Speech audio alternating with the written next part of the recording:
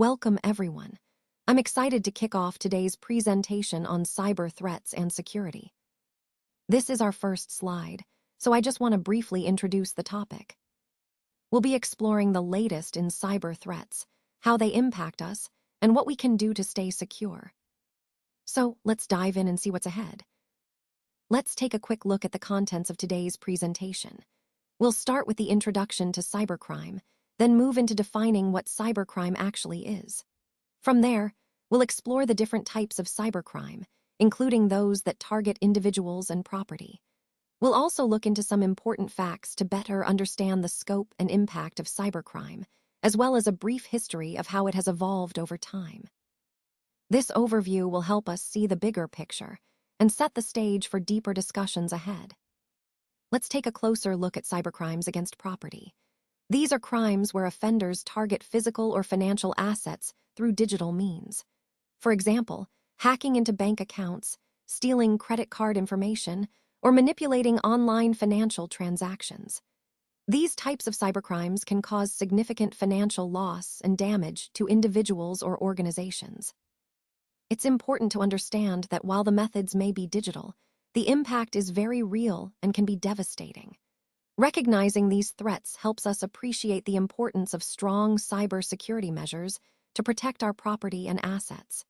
This connects to the overall theme of our presentation, which emphasizes the need for awareness and proactive defense against various forms of cybercrime. The internet in India is growing rapidly, and this surge has opened up a lot of new opportunities across various fields. Whether it's entertainment, business, sports, or education, the internet is transforming how we access and share information. But as with any powerful tool, there are two sides to consider. While the internet offers incredible benefits, it also brings some serious challenges. One of the main concerns is cybercrime, which refers to any illegal activity carried out on the internet. Understanding both the opportunities and the risks is essential as we explore how digital transformation impacts our lives and society.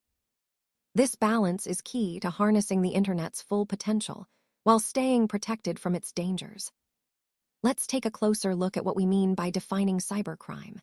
Essentially, cybercrime involves any illegal activity where computers or the internet are used as tools to commit crimes. For example, one common type is illegal imports, which refers to activities involving unauthorized shipments of goods. Then, we have credit card thefts, where criminals steal credit card information to commit fraud. Another key point is fake messages, which include sending deceptive communications like phishing emails to trick people into revealing sensitive information. Cybercrime isn't just about theft, it's about using technology as both a tool and a target. For instance, stealing email IDs and passwords is a major concern, giving hackers unauthorized access to personal accounts. Similarly, extracting mobile data involves illegally accessing information stored on smartphones. Altogether, these examples highlight how cybercrime exploits digital platforms, making it a pervasive threat in our connected world. Let's take a step back in time and look at the history of cybercrime. Interestingly, the first recorded incident actually dates all the way back to the year 1820. While that might seem surprisingly early, it shows that concerns about malicious activities in digital or connected environments have been around for a long time. Understanding this history helps us see how cybercrime has evolved and why it's such a critical issue today. It highlights that as technology develops, so do the methods of those with malicious intent. So, knowing our history gives us valuable context for the ongoing challenges we face in cybersecurity. Now, let's take a closer look at the different types of cybercrime. First, we have cybercrimes against an individual person. These can include things like identity theft, online harassment, or scams that target individuals. These crimes often aim to steal personal information or cause emotional distress.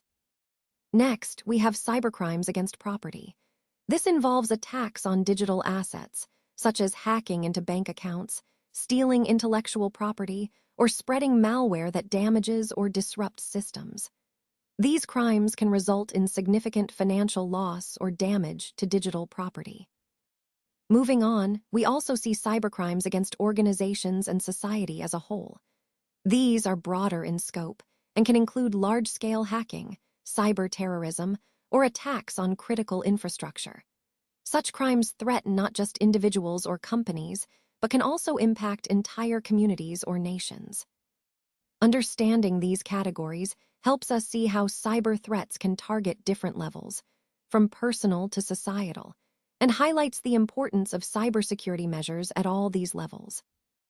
Now, let's take a closer look at some specific cybercrimes that target individual people. First up is email spoofing. This is when someone tricks you into thinking an email is from a trusted source, but in reality, it's from a malicious attacker. They often use this tactic to steal personal information or spread malware. Next, we have cyber stalking. This involves an attacker harassing or humiliating someone by sending false messages or threats, sometimes even targeting their family. It's a serious invasion of privacy and can cause significant emotional distress. Then there's cyberbullying. This is when someone harms or threatens another person by posting embarrassing or hurtful content online or on social media. It can lead to severe mental health issues, including anxiety and depression, and can have long-lasting effects on the victim. Connecting all of these points to our overall theme, it's clear that cybercrimes against individuals can have profound personal impacts. Understanding these threats helps us better protect ourselves and recognize the importance of online safety and responsible digital behavior. So on this slide, we're emphasizing the importance of truly knowing the facts. When we talk about students' views, what we really mean is understanding how students perceive the information they're given. It's not just about memorizing data, but about grasping the core concepts and being able to apply them. Knowing the facts thoroughly helps build a strong foundation for learning. It also empowers students to ask better questions and engage more confidently in discussions. Remember, the key here is not just surface-level knowledge, but a deep understanding that connects to the bigger picture. By really knowing the facts, students can see how everything fits together, which is essential for meaningful learning and growth.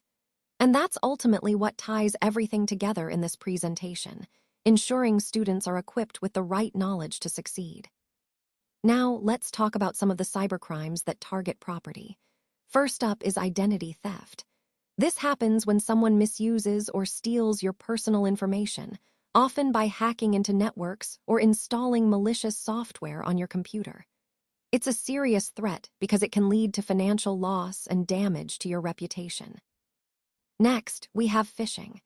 Phishing is when cybercriminals send emails that are designed to mislead you into believing they're from a trustworthy source. The goal is to trick you into revealing sensitive information like passwords or credit card numbers. Both of these crimes highlight how important it is to stay vigilant online and protect your personal data. They remind us that cyber threats against property are evolving, so being aware and cautious can help safeguard what's yours.